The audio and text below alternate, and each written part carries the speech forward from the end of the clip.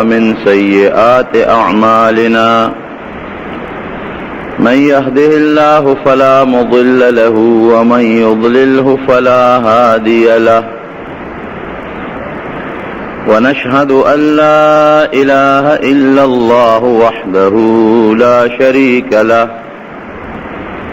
ونشهد أن سيدنا وحبيبنا وشفيعنا وسندنا ورحمتنا ومولانا محمدا عبده ورسوله.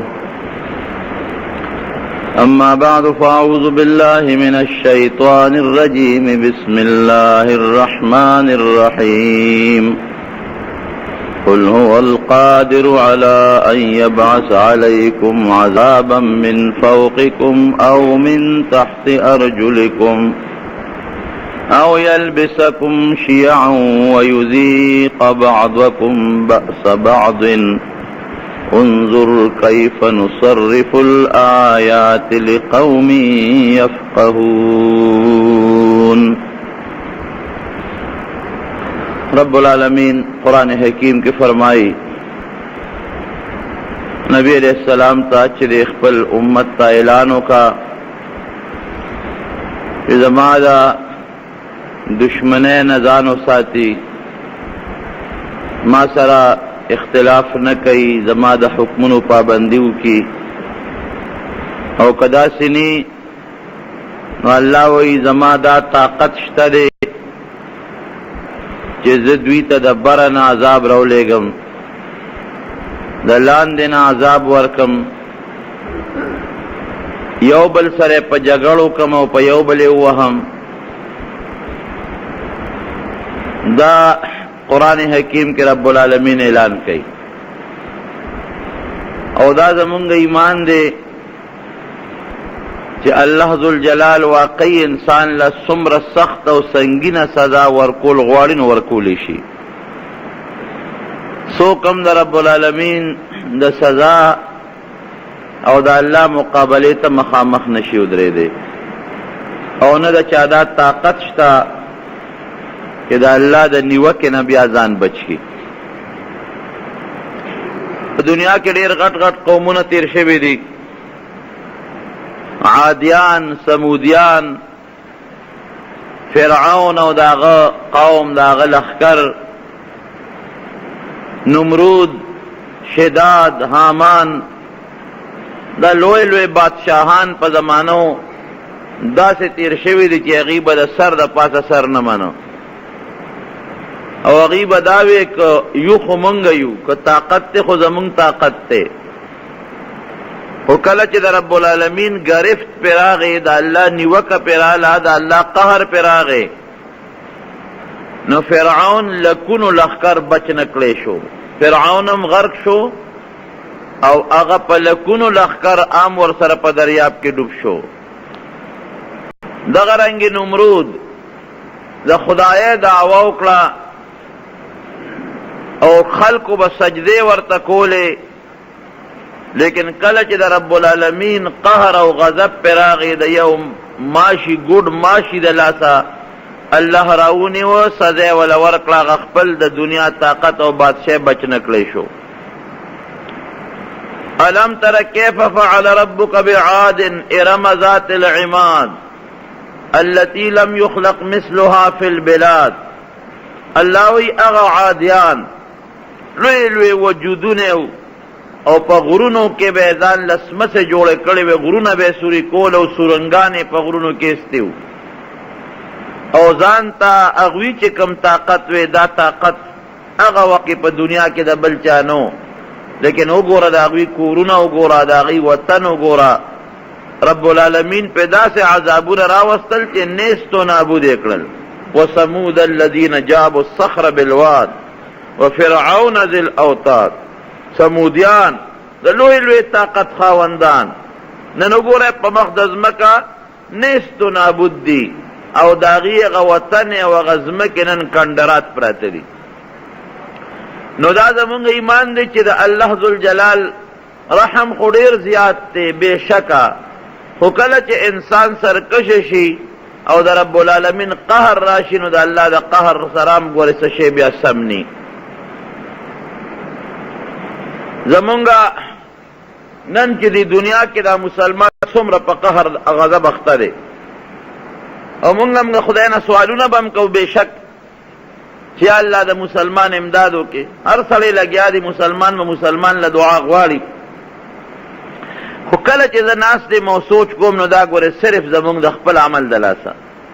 الله په چا ظلم نه کوي، الله چا سره هم زیاتې نه کوي. دا صرف او صرف زمونږ اعمال دي، زمونږ عملونه دي. زمونږ د علاقې یو ډېر لوی عالم دی،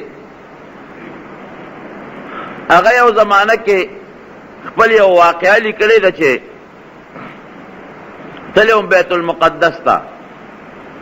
اوس خو دا بیت المقدس د یهودو په قبضه کې دی، یهودیانو سره دی. دا څومره د مسلمان دپاره بې غیرتي ده چې د مسلمان جومات او د مسلمان کور او د پیغمبرانو خاور او ځمکه دا نن د مسلمان نه په زور یهودیانو نیولي دی او د هغې په قبضه کې دي. که هغې غواړي مسلمان پکې مونځ کولی شي او که نه غواړي نشي کولی. دا غټه بې غیرتي ده د مسلمان. وی چې زه بیت المقدس ته ښار ته ورسېدم، لاړم نو ما د جومات سره خوا کې یو هوټل کې کمره ونیوله او په دې خیال باندې چې د جومات ته نږدې ما او زه په دې جومات کې مونځ کوم، په اسانه وله راځم او بیا په لومبي صف کې زه په دې کې مونځ وکړم. لکه اوس هم بیت الله ته د خدای پاک مونږ تاسو بوتلي کې چې څوک هم ځي د هغه کوشش دی چې لنډ نه لنډ ځای بېله وشي چې ده ته عبادت اساني. د جومات سره نږدې هوټل کې مې کمره ونیوله، د شپې ور ورسېدم او سهار مانځله مې نیت وکړ چې زه به د بیت المقدس جومات ته ځمه او په هغې کې به زه مونځ کوم او وختي به ځم چې په لومبي صف کې ودرېږم او په هغې کې مونځ وکړم. ځکه نبي کریم صلی الله علیه وسلم فرمایي چې چا د بیت المقدس جومات کې یو مونځ وکړ دومره اجر رب العالمین ورکوي لکه په نورو جوماتونو کې چې 50,000 مونځونه کړي. ګوره د دغې 50,000 مونځونه نن مسلمان محرومه دی. نن د کافرو قبضې له جومات تللی دی. نو ما دا سوچ وکړ چې زه به دې جومات ته ځم او بیا د لومبي صف ثواب ډېر زیات دی. ګورئ دا یاد وساتئ، بعضې خلک د صف نه رستو کېږي. نبی علیہ السلام فرمایي که تاسو ته پته ولګېده چې په بانک کې څومره ثواب دی او که دا پته درته ولګېده چې په لومبي صف کې څومره ثواب دی نو په خړپوسو به ولې ځان ورسوئ. که په لاسو کې او یا په خپو کې زخمي د تلو طاقت نه لرئ نو په خړپوسو لکه ماشوم چې په خړپوسو ځي په دې به وله ځان ورسوئ. په لومبي صف کې به ودرېږئ او بانک ته به ځان رسوئ. خو که تاسو ته د دې ثواب پته ولګي. نن د بدقسمتۍ نه چې د بانک وخت شي یو ته وي ورشه بانک ووایه، بل ته وي ورشه بانک ووایه، بل ته وي ورشه بانک ووایه. هلکه دا مه وایه. که جومات کې یو مؤذن مقرر دی، قوم مقرر کړی دی، امام مقرر کړی دی، بانک وایي نو ټیک ده. خو که هغه مؤذن نی نو یو بل ته دا مه وایه، خو چې چا ښکلی وادي ورځه خپل بانک وایه. بانک کې ډېر لوی اجر دی. یا د لومبي صف نه یو بل ته وي مخکې کېږه، بل ته وي مخکې کېږه. دې کې ډېر لوی اجر او ډېر لوی ثواب دی په لومبي صف کې. او که ځای پکې نه او ترالی نو بیا ستا مجبوري ده، بیا ثواب دویم نمبر کې شو. دویم کې ځای نشته او ترالی نو بیا دریم نمبر شو. بیا خو مجبوري شوه د انسان. خو کوشش پکار دی چې په لومبي صف کې انسان په مانځه کې ودرېږي. دا یو خبره درته کومه. یو صف چې لومبي جومات اوږدي نو هغه نیمګړي پرېږدي نو په دویم صف کې ودرېږي. نه لومبي صف به پوره کوئ. نبی علیہ السلام فرمائی اتموا صفوفکم، دا صفونه پوره کې. الاول فالاول لومبي صف، د هغې نه پس دا لومبي پوره کې. او که څه نقصان پکې راځي هغه د پر وستري صف کې راشي، خو لومبي صفونه به پوره ساتئ. نو خبره مې دې پورې کوله چې مولانا صاحب وی چې سار به وختي پاسمه چې زه په لومبي صف کې امام پسې ودرېږم او پوره ثواب حاصل کړم. پېشمني وختي پاسېدم چې جومات ته رالم، د جومات دروازې بندې دي. وی زړه کې خو خوشحاله شوم چې د شکر دی داسې وخت کې رالم چې دروازې لا بندې دي او دروازې به اوس کولاویږي، نو چې کولاو شي نو هجوم ګڼه خو به وي، خو زه به لومبي صف له ځان رسوم. وخت تېر شو، سبا راوخت، رڼا رو رو لګېده، څوک نشته. په دې دروازو تاویږم، یو دروازې له ځه، بلې له ځه، بلې له ځه، څوک نشته. چاره مې تپوس وکړو د جومات کې مونځ کېږي که څنګه څوک نه راځي؟ وایي چې لږ صبر وکړه، اوس به امام صاحب راشي. وایي چې دې کې یو ګاډی راغی، غټ موټر، او د دې جومات سره خوا کې د ګاډو د ودرولو هغه پارکینګ چې کوم ځای ګاډي ودرېږي هغه ځای کې خپل ګاډی ودرو. یو سړی ترې راکوش، هغې سړي په لاس کې سګرټ نیولی دی، راکوزېدو سره، او سر تور پتلون کې، او هغې سره هغه خپل بنین اچولی دی، او دلته کې ټۍ یې ځانده کړې ده، او سګرټ سکي راکوشو، او صاحبه بالکل نه ګیره شته نه برید شته، پټکې خو څه کې چې سر هم سر تور دی. راکوس شو، داسې ماته هم کوس پاسو قتل، او چابیان یې د جیب نه راوویستلې او د جومات دروازه یې کولاو کړه. وایي زه ډېر زیات خفه شوم چې الله دا د دې جومات خادم دی. ما چې خادم به نو دی خادم دی، خدمت یې کوي، نو کم از کم د بیت المقدس د جومات خادم له خو پکار دی چې جامع خو یې د کمیس پرتوک وي، ګیره خو یې وې ده چې پټکې یې نه وې، ټوپی خو یې په سر وې، نو نه پټکې او ټوپی او ګیره او برید ټول خرایلی او په پتلون کې دی، او بیا سګرټ څکي، او جومات ته چې ننوتو مې سګرټ په لاس کې لوخړه ته وباسي. ډېر زیات خفه شوم او پریشانه شوم، خو چې دې کله جومات ته ننوت او ور داخل شو، زه م ورپسې ورغلم، د جومات د حال دروازه یې کوله وکړه، نو دا صاحب ورغې د لوډ سپیکر الماری له ټک ورکړه او بانګ یې شروع کړ. او ما خو وایي چې دا د جومات څوکیدار دی، دا خادم دی، دا بابا خو مؤذن دی، بانګي دی. او ګوره بانګ او د بیت المقدس د جومات بانګ کوونکي ته وګوره، مؤذن ته وګوره، د شکل ته وګوره، د لباس ته وګوره، او ته یقین وکوي سګرټ یې په لاس کې و، یو ځل به وي الله اکبر، نو د سګرټ نه به یې کش وویسته، نو بیا به وي الله اکبر، نو سګرټ نه به بیا کش وویسته. هسې عرب چې بانګ وایي ډېر په قلار قلار په اطمینان باندې وایي، لا غوږونو پورې ګوتې نیولې الله اکبر ووایي، لاسونه ښکته کړي، نو بیا په قلار وي الله اکبر، نو یو بیا د سګرټ نه کش راښ که او بل به الله اکبر وي، اشهد ان لا اله الا الله، او سګرټ نه به کش راښ که، بانګ هم ختم شو، سګرټ هم ختم شو. او بیا صاحب د سګرټ هغه ټوټه راواغېشته، نو دا د سګرټو دا لوښي وي که نه، چې هغه بوره پکې غورځوي، دا جومات کې ځای په ځای پراته نو هغې په هغې کې کېښود. وی داسې جړه راله چې پروردګاره دا هغه بیت المقدس چې حضرت ابراهیم علیه السلام او حضرت اسحاق علیه السلام په شریکه جوړ کړی دی، دا هغه بیت المقدس دی چې حضرت سلیمان علیه السلام په پیریانو جوړ کړی دی، دا هغه بیت المقدس دی چې نبی کریم صلی الله علیه وسلم معراج ته نو په دې جومات بیت المقدس کې نبی علیه السلام ټولو پیغمبرانو ته 2 رکعاته لمونځ کړی دی. هغه جومات د پیغمبرانو جومات، ځکه چې نبی کریم صلی الله علیه وسلم فرمایي وی په براق زه سور ومه، نو چې د بیت المقدس جومات ته ورسېدم، نو جبریل علیه السلام هغه براق پړې واغېسته، وی ما ته وی چې راځه، وی ما چې دا به کوم ځای ودرو، وی ما ته وی چې دا زه هغه ځای به ودروم چې پیغمبران به راتلل په څاروو باندې، و هغوی به کوم ځای خپل څاروی ودرو. نو وی د جومات سره یو غټه تیږه پرته وه لویه، نو جبریل علیه السلام پکې دا قچه ګوته ومنډله، هغې کې سورې و، خو په خاوره بند شوی و، ډېرې زمانې سورې و، په خاوره بند و، نو جبریل علیه السلام پکې په دې ګوته زور ورکړه، هغه خاوره یې ته وویستله، نو په هغه سوري کې د براق هغه پړې وردن نه که هغې پورې هغه براق وتړه. وی ما ته وایي چې دا هغه تیږه ده او دا هغه سورې دی چې پیغمبران به په اسونو او په اوښانو رالل، دلته به یې څاروي ودرولو، په دې سورې پورې په دې پړې به تړه، څاروي به یې دلته تړه، داسې جومات. او چې وردن نه شوم، نبی علیه السلام فرمایي، نو وی دې کې فوراً بانګ وشو، او بیا زه جبریل علیه السلام د مټه ونیوم، په لومبي صف کې ودرولم، وی لومبي صف ته ور وړاندې کړم، وی زه په هغه صف کې ودرېدم، وی اقامت شروع شو، وی ما وی چې دا به څوکینو ډله به یې مونځ به کوي د دې جومات به څوک امامینو هغه مخکې کېږي.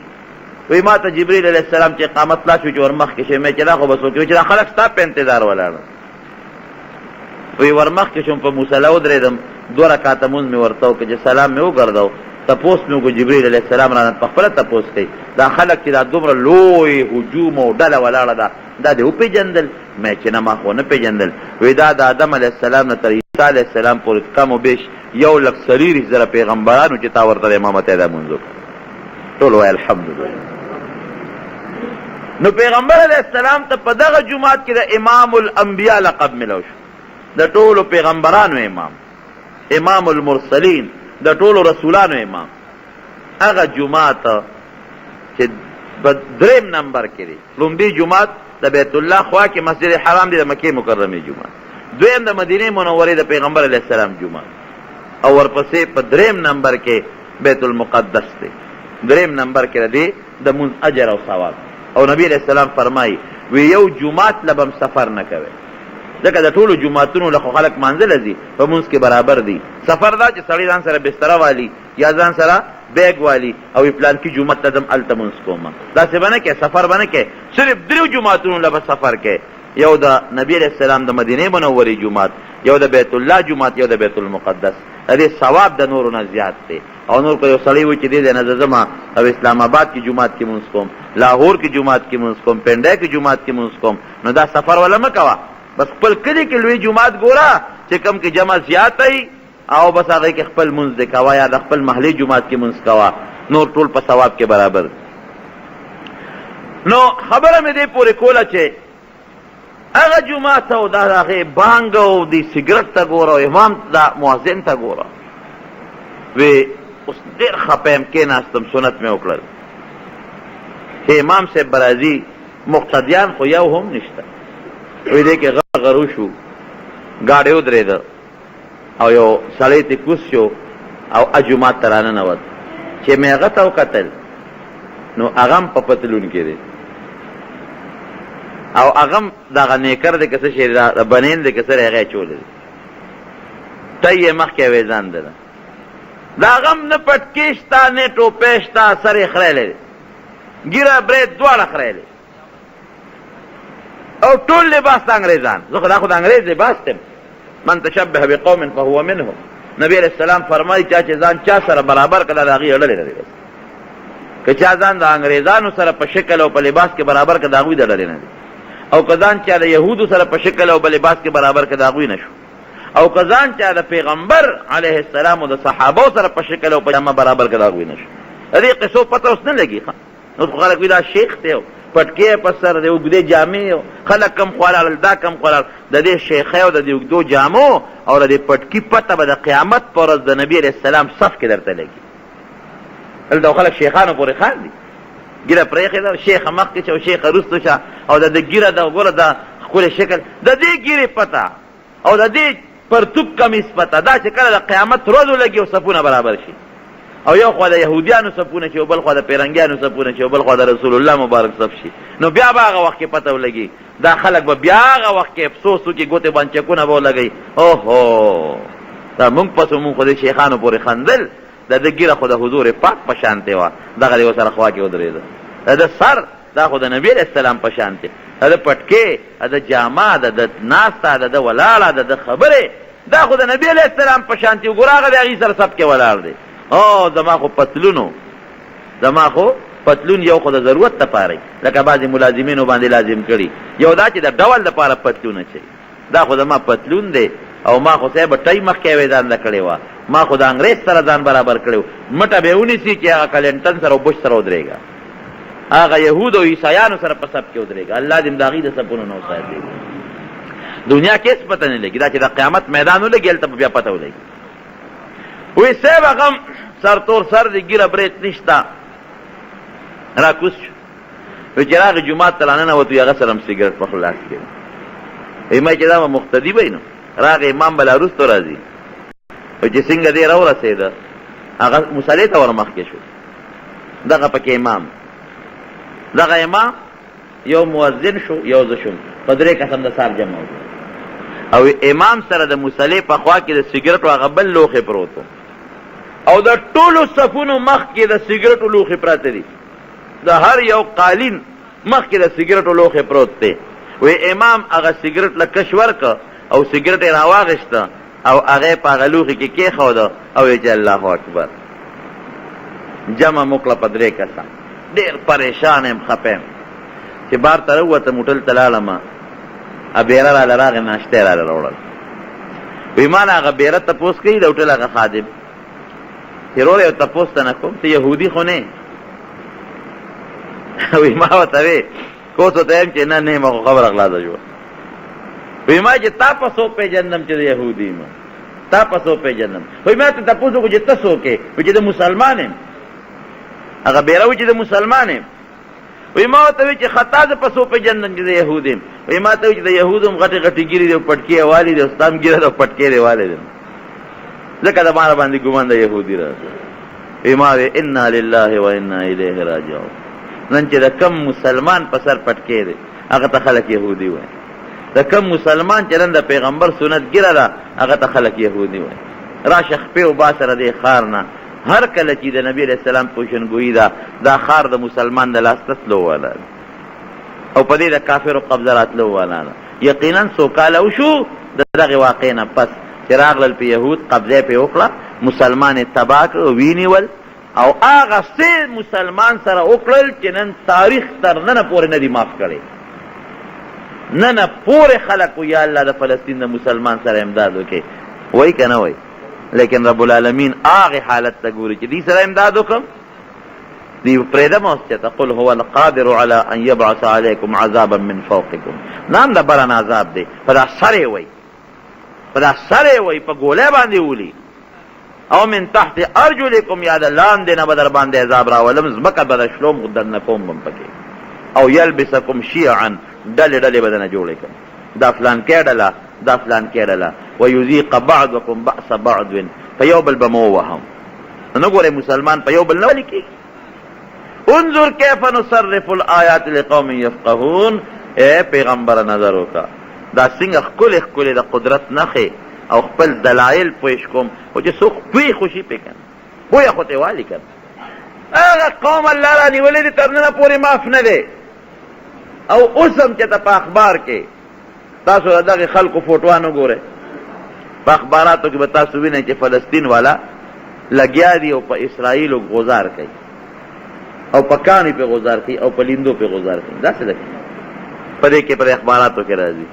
نو ګورئ اوس هم که تاسو ورته وکتل نو د هغې ښځې زنانه اوس هم پتلونونو کې ګرځي. نو چې یو قوم بیا هم توبه نه باسي الله به یې څنګه معاف کړي؟ سړي خو یې څه کې ښځې اوس هم پتلون کې ګرځي د فلسطینیانو، د ښځو اوس هم لوپټې نشته، د ښځو اوس هم بورقې نشته، د ښځو اوس هم کمیس نشته، زنانه اوس هم په پتلونونو کې ګرځي. دا الله ونیول که نه؟ دا خو یو قاعده ده. بعضې خلک دا سوال کوي یاره دا مسلمان الله وي او کافر نه وي، دا ولې؟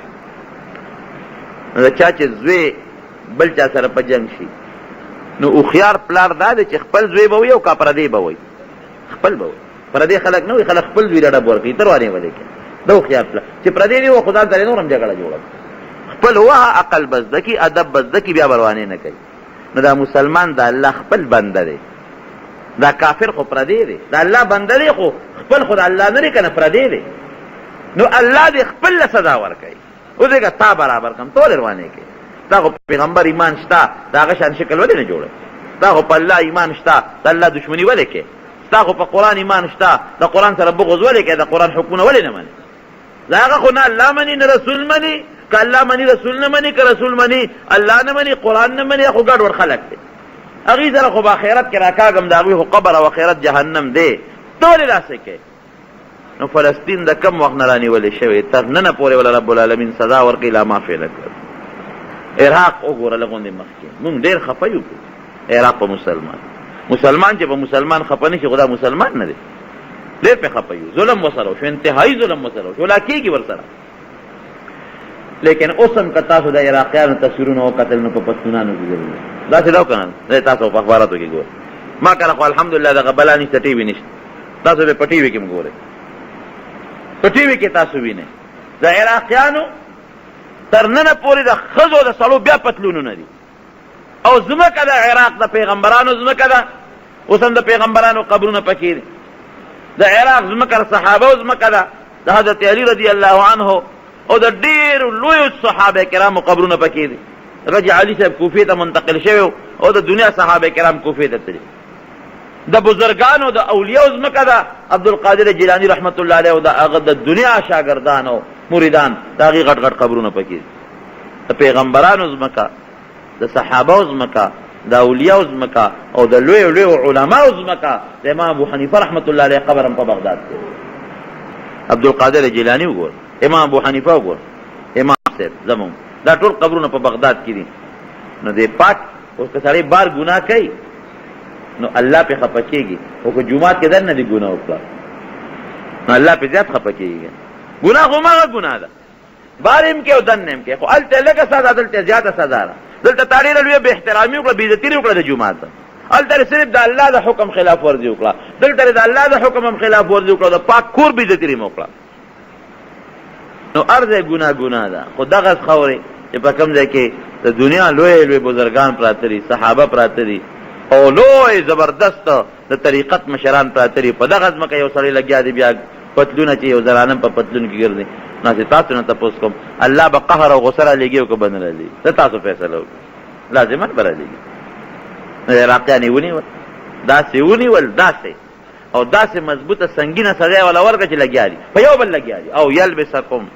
او یلبسکم شیعا ویذیق بعضکم بأس بعض. امریکانیان خو تماشې ته ورته ولاړ دي، ټول عراقیان مري. هلته فوجان که مري عراقي دي، هلته پولیس والا که مري عراقي دي، عوام که مري عراقي دي. نن پکې 500 مړه شو، نن پکې 300 مړه شو، 4-5 پکې د امریکې فوجان مړه شي او باقي ټول عراقیان مري. او یلبسکم شیعا، الله وی ډلې ډلې به مو کم، ډلې ډلې. یو به د امریکې ملګری کم او بل به آزاد کم، یو به د امریکې غلام کم، فوجي به پولیس والا به د عراق، بل به عوامي. ویذیق بعضکم بأس بعض، یو بل به وهي او لکه چټو غوندې چې پکې ټماټر او مرچکي او ورسه ګډ کې او چټو وله را پرېږدې، مولې وله را پرېږدې، دڼیا کې دقسې به هم دڼیا کوم پرېږدم. دا خو د الله د کتاب وینا ده. تر ننه پورې قسم په الله که معافي او دا سلسله روانه ده، پاتې کېږي نه. را به شوس او نورو ملکونو ته وګوره، اوس یې په ترکو کې وګوره، ترکو کې قسم دی وبجاړی زما رونو وبجاړی. نن د ترکیه نظام داسې دی، ترکیه چې په ګیره مکمل پابندي، د مصر نظام نن دا چې مکمل په ګیره پابندي. په ټولو ترکو کې ګیره د چا نشته، په ټول مصر ښار کې ګیره نشته. او که یو سړی وایي زه ګیره پرېږدم نو حکومت له به درخواست ورکوي، هغې ځان له دفتر دی چې زه ګیره پرېښودل غواړم، مهرباني وکړه ما له اجازت راکړي. نو اب ته تپوس کې ولې پرېږدې؟ افسر به ودرېږي ځان ته. نو که دې وایي یاره زما د پیغمبر سنت او ثواب دې پکې، په دې جهت یې پرېږدم، وایي اجازت نشته. او که دې ورته وایي چې ډول لپاره یې پرېږدم، څوک سر ډول نه پرېږدي، څوک برید پرېږدي، څوک ګیره پرېږدي. دا ګیره دې له پرېږدم چې لږ ډولې پې ښکارم، وایي ښځه اجازت دې درکړم. دا ورته څوک وایي؟ دا ورته مسلمان وایي. هغه افسر مسلمان دی، کافر نه دی. هغه افسر چې کوم د ګیرې پابندي لګولې ده او هغه افسر چې تا ته وایي چې ډول له پرېږدې درته اجازت دی، او که پیغمبر په سنتو پرېږدي اجازت نشته، دا مسلمان دی. دومره مسلمان نن غلام. نو بیا به دله لیسنس درکړي، د ګیرې لیسنس، ابه جیب کې ګرځې. پولیس والا چرته هم ونیولې، ګیره دې ولې پرېښې ده؟ جي دا لیسنس ما ته اجازت میلو شوي. بل ځای ګیر کړی، ولې دې ګیره پرېښې ده؟ جي دا لیسنس ما ته اجازت میلو شوي. نو که دې کال پس او 2 کاله پس هم پته ولګېده چې دا خو د ډول نه ده پرېښې، سړی خو ډېر منځګزار دی، سړی خو ډېر روژهدار دی، او سړی خو ډېر ذاکر دی، ذکرونه کوي، دا خو د پیغمبر د سنتو په خیال پرېښې ده. او سی ډي رپورټ ورکړه، فوراً به دې وغواړي حاضر شه. هلکه تا خو وایې چې دا زه ډول لپاره پرېږدم، مونږ ته خو دا اطلاعات راغلي چې ته خو د پیغمبر د سنتو په خیال دې پرېښې ده، ته خو ډېر دیندار یې او ته خو ډېر انصافدار یې او ته خو منځګزار یې. یاره جي به د پیغمبر سنت مې دي، نو هغه وخت خو مې درته داسې نه شو ویلې. کښېنه نه یې ته در خرایه، پاټک به درې لیسنس کینسل کړي او ګیره به خرایې. دا نن ستا د ترک او د مصر نظام، ملک د مسلمان، فوج مسلمان، پولیس مسلمان، صدر مسلمان، عدالت کې ججان ناس مسلمانان، وزیر اعظم مسلمان، فوجي چیف جسټس جنرال ټول مسلمانان، کافر پکې نشته. دومره حد ته مسلمان راغلی دی، مشران ټول د امریکې ایجنټان، وزیران ټول د امریکې ایجنټان. مصر کې مو ګوره او په ترک کې مو ګوره. یوه دویم، په ترک کې د زنانا په لوپټا په مخ پټولو پابندي ده. مخکې پابندي لګولې وه چې لوپټا مخ به نه پټوي، اوس یې پیدا پابندي ولګوله چې نه په سر به لوپټا هم نه اچوي، هغه سکاپ غوندې په سر کې، نو دا ویښتې پې پټي، مخ کاري خو ویښتې پې پټي، په هغې هم پابندي ولګوله.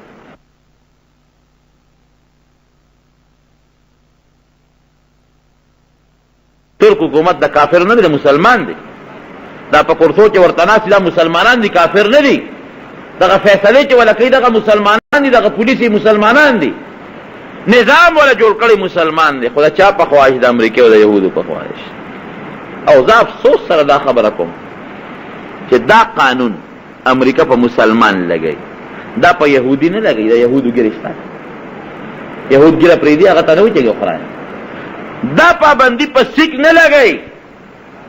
وګورئ په هندوستان کې د سیکانو ښې غټې غټې ګیرې دي، دا د پټکي پابندي په هغوی نه لګوي. د سیکانو هغه پګ، هغوی ورته پګ وایي، چې سر نه چېرته وکړي، پټکې غوندې شکل، هغه په هغوی باقاعده سیکانو په سر کړی. ستا د هندوستان وزیر اعظم چې دی را به شو که نه؟ اوس دې خوا به را شو.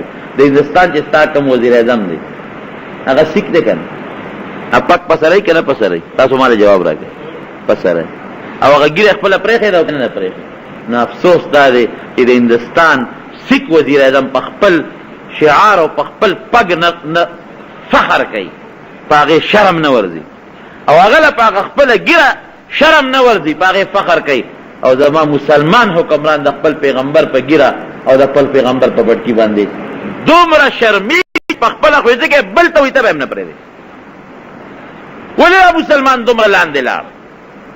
مونږ خو په دې غټو غټو هوټلو کې چېرته کله مېلمستیا را شي، اوس اکثر میټینګونه وي، نو بعضې ځای کې چېرته هوټلو کې را شي، نو ډوډۍ ده چې ورشي نو په ولاړی نه ناستې ځای پکې نه، ټول نظام د ولاړي، قاشوغې او هغه سیزونه میزونه ورسره وي، او صاحبه په ولاړ. لیکن الحمدلله، بیا به ویم الحمدلله، په ډېرو هوټلو کې او په ډېرو اجلاسونو کې په دا ډوډۍ کې شریک شوی یم، خو د الله فضل دی په ولاړه مې دومره یو نوړی هم نه راخوړی. اواز ورته وکړم راوړی ماله کورسۍ، په ولاړه نه کورسۍ وي نو زه فوراً راله راوړي، میز راله راوړي، او په کورسۍ او میز نه دری راته وغوړي په ځمکه پکې، دا ټولو نه یې ښه په اطمینان وخوړه. دا لکه د خرو دا په ولاړه چې خوري که نه، تاسو د دې خوراک نه دی کتلی، قسم په خدای لکه د خرو د سپو یې خوري. دا د حقیقت هم دی. خره او سپي څه کوي؟ خو چې کومه خور کې ورته ډېره شنه ملاوېږي هلته منډه وایي. دقه څنګې دلته هم دی چې راشي یو لوښي کې وګوري چې دی کې فروجي دي، بلکې وګوري هغه هلته چې و چرخ خو هلته پر دې نه ورمنډه کړي، هلته لاړ شي، هلته وګوري ووه ناریغ غوښه خو دلته نشته، خو هلته دلته خو رانه خلاصه شوه، منډه کړي، اکثر یو بل له جامې مو لړي، هلته ورمنډه کړي. او خوراک به هم کوي، او سترګې به هم لکه د بیزانو تاوي را تاوي چې خدایه کم شی رانه پاتې شو، او ګڼه ګوڼه خوري به هم، او سترګې به یې وږي، خدای پاکه دا خو ما لږه وخوړه بله نه ډېره وخوړه، لوښی خو هغه تش کړ. او مونږ چې ورته په ځمکه کښېنو نو خو هغه ټول لوښي راته مزېدار کېږي، دونه وخورو چې هغه رانه پاتې شي. ولې د پیغمبر یو ځل راته یو سړي خبره کوله، یو افسر و، سرکاري لوی افسر و، نو هغه ما په ناسته کېناستو، نو هغې قاشوغې ماشوغې نو ما په ګوتو خوراک شروع په لاسو لګېو، ما ته یې نیغ نیغ کتل، نو هغې کې بیا هغه هلک ما له فرني راوړه، نو فرني خو په ګوتو نه خوړلی کېږي، هغه مې قاشوغې سره خوړه. نو ما له راغې ما ته وایي چې مولانا صاحب دا هم په ګوتو وخوره که نه، ګوره مې ټک دې راله راکړه چې نور دې په ګوتو وخوړه، نو دا هم په قاشوغه دا هم په ګوتو وخوره که نه. نو ما وویل چې زم درله اوس برابر دی که ما ورته داسې کار دی چې دومره قمقل او بې وقوف نه یم چې د فرنۍ د خوراک چل دی نه راځي. دا څه شی دی؟ خو دا خو کول هر چا کره پخېږي، خو په څلوره نه پونی ده که نه، هر سړی رول پیو کې واچي فرنۍ دې جوړه کړي. نو مې دونه قمقل او بې وقوف نه یم چې د فرنۍ د خوراک چل دی نه راځي. فرنۍ خلک خوري، په قاشوغه په لاس نه خوړلی کېږي، خو مې دونه غټ خرم نه یم چې د پیغمبر سنتو تابعداري دې ونه کړم، او د بش د طریقې دغه دې وکړم، تابعداري دې وکړم، او لکه د خرو د سپو په ولاړه منډې ترړې وام او په ولاړه یې ډوډۍ خورم. مې دومره غټ خرم نه یم. غلی غوندې مخ ته وکړه روان شو، مې دې غوا راشه یو ټک درته به هم درکړم. دا لکه سپو د خرو غوندې خوراک. نن سبا دور دا دی په ولاړه ډوډۍ او په پتلونونو کې ولاړ، هغه اصل کې هغه خواران کېناستې هم نشي، نه متیازو ته کېناستې شي نه ډوډۍ ته کېناستې شي، هغې کې د ناستې هغه طریقه نه ورځي. دا یو سړی خو مجبوره دی، فوج کې دی، پولیس کې دی، غریب خو مجبوري ده خامخا پتلون باچي نه چې خو نوکری دی څوک نه پرېږدي، لیکن یو سړی مجبوره نه دی ډول لپاره سره پاره دو غاښې پرتو بچي او ډول لپاره سره پاره د هغه خرو هغه لکۍ د خر د کوناټوره پاسې او د دلته کې د مخې د پاسه لګولي خو لکۍ ده که نه. دا ګورې دا ټی باندې ځان پوه کوې، دا ټی چې ده دا د عیسایانو نشان دی، عیسایانو یو نشان دی دقسې صلیبي نشان، د جمع دا نشان د عیسایانو وي، نو هغې دې ټی کې دلته د جمع نشان دوستي بالکل دا د عیسایانو نښه ده، دلته پکې هغه جمع راوستي صلیب دی، وي صلیب هغه شی چې عیسی علیه السلام پې ځان پانسي کړی دی، د هغې عبادت کې باقاعده رسلي. نو الله راونیول او زمونږ د ګیرې پابندي شوه، په ترک کې وګوره، په دغه کې مصر کې وګوره، او اوس به خپل وطن پاکستان ته راشو، زمونږ په دې ملک کې وګوره. نن پاسپورټ ته جوړولی شي نشي جوړولی، که پاسپورټ له ورلې ځکه نه یو کارو کې یو سړی ورشه پاسپورټ جوړوم او پټکې ووهې کوزی به نن د پټکي سره په پاکستان غوندې ملک کې پاسپورټ نشي جوړولی. یو لوی عالم ردی شوی هغه ته قصه کوله ورلم ما چې دغه جوړوم پاسپورټ جوړوم مناسب پټکي کوسته مې چې دا پټکي نه کوزوم چې نه کوزې مونږ ته اجازه نشته، په کمپیوټر بدله فوټو والی پټکي به کوزې دومره سخت ظلم. د پیغمبر سکه پاسپورټ جوړی په پاکستان کې جوړی ناغه ته نه و چې دا پګ دی کوسته، او مسلمان که دلته پاکستان کې پاسپورټ جوړی پټکي دی کوسته، او داسې دور به در باندې راشي الله دې زمونږ په ژوند کې نه راولي، داسې دور به در باندې راشي چې دلته به هم ترک او مصر جوړوي و چې کاکا ګیره خرایا او که نه خرای نو ورشه د ګیرې دغه راوړه لیسنس راوړه، لیسنس به غواړي. نو دا قوم به الله نه تباه کوي. تاسو ورشه نه وګورئ که نه په اسلام آباد کې وګورئ، په لاهور کې وګورئ او دلته م وګورئ، نو اکثر زنانه او ښځې په پتلونونو کې ګرځي، لوپټې خلکو غورځولي دي ښځو. دا د الله قهر. او که ته دا وایې چې نه خلک به خپل کار کوي، نه ولې خپل کار کوي؟ نبی کریم صلی الله علیه وسلم فرمایي چې بني اسرائیلو کې یو قوم 40,000 پکې ګناهګار، الله ولا فرشتې ته حکم وکړ ورشه دا ځمکه اوچته کړه او د پاسه یې پرې راواړوه. رب العالمین دې کې خو 15,000 کسان پاک دي، اخو دا ګناه نه کوي، دا چې مخصوص کوم ګناه را خو دا 40,000 کوي، 15,000 هغوی سره څه کوم وایي په دا 15,000 یې لومبی واړوه په دې نورې وروسته واړوه. ولې دا 15,000 دوی منې کوي ولې نه؟ او نبی کریم صلی الله علیه وسلم فرمایي و یو کشته د مثال ورکړي د کشته، او دا کشته دوه چته دي، دوه د بخاري شریف حدیث. یو قوم د کشته په لاندې چت کې اوسېږي او بل قوم د کشته په بره چت کې اوسېږي. دا لاندې چت والا ځي بره چت ته خېږي او ځان له اوبه رالي، ځکه د دریاب نه اوبه رالي، نو هغه اوبه خو په بورقه به رالي که نه، لاندې خو سورې نه شي کولی. دا بره چت والا ورته وایي چې وروره مونږ ته مه راخېږئ، تاسو چې اوبه رالئ مونږ هم ټولې جامې لمدې کړئ او مونږ ته هم دا بره چت ټول لوند کړو، بلکل به نه راځئ، ځان له لاندې د اوبو انتظام وکړئ، مونږ هم بره نه پرېږدو. نبی علیہ السلام فرمایي چې لاندې چت والا څه وایي؟ هغې وایي چې ښه اوبه تاسو مونږ اوبو ته نه پرېږدئ، اوبو ته خو زمونږ ضرورت دی، مونږ به څه کوو؟ تاسو هم بره نه پرېږدئ او مونږ خو مرو. نو دوی به لاندې فیصله وکړه چې مونږ به په دې لاندې چت کې لاندې سورې وباسو چې مونږ ته به اوبه راشي، ځکه چې بره خېږي نو بره چت والا اوبو ته نه پرېږدي چې ځان له دریاب نه راوالو، نو لاندې به مونږ څه کوو؟ سورې به وباسو. نو هغوی صاحب تیشه میشه ترخز راواغېسته چې ځان له سورې وباسو. نو که بره چت والا ورغلل او منې کړل چې نه وروره ګورې سورې مه وباسئ، که سورې مو وویسته خو اوس پکې اوبه رانه نه وځي، نو تاسو هم غر کېږئ مونږ هم غر کېږو، کشتۍ ته خو چې اوبه راشي دواړه غر کېږي، مه وباسئ سورې. نو که د دوی لاس یې ونیوه د سورې وښکلو نه نو دواړه بچ شو. او که وایي چې مړه خپل کار به کوي، خپل چت یې دی چې سورې پکې وباسي دي که نه، زمونږ پې څه چل به کېږي؟ صرف لاندې به غر کېږي که بره به هم ورسره غر کېږي؟ بره به هم غر کېږي. دقه رنګې چې یو قوم ګناه کوي، دا نور به ورته نه وایي چې د مړه خپل قبر کې څملي خپل کار به کوي، نه لاس یې ونیسه چې ګناه نه کوي. او که لاس دې ولا ونه نیوه چې مړه خپل کار به کوي، نو هغه د سوري د لاندې چت مثال دی چې عذاب راځي، په تا به هم راځي او په هغه به هم راځي. زنانو سره نن موبایل په لاس کې دي، د موبایلو ضرورت جنکو ته رسه دی؟ شته ورته ضرورت؟ رښتیا راته ووایه نشته. جنکو سره موبایل پلاس کې الکانو سره پیګه پېښه پیلګي الکانو سره ارچا سره موبایل پلاس کې او جنکو سره موبایل پلاس کې یو بل سره باقاعده په موبایل کې پېښه پیلګي دا الله قهر نه دی دا الله غضب نه دی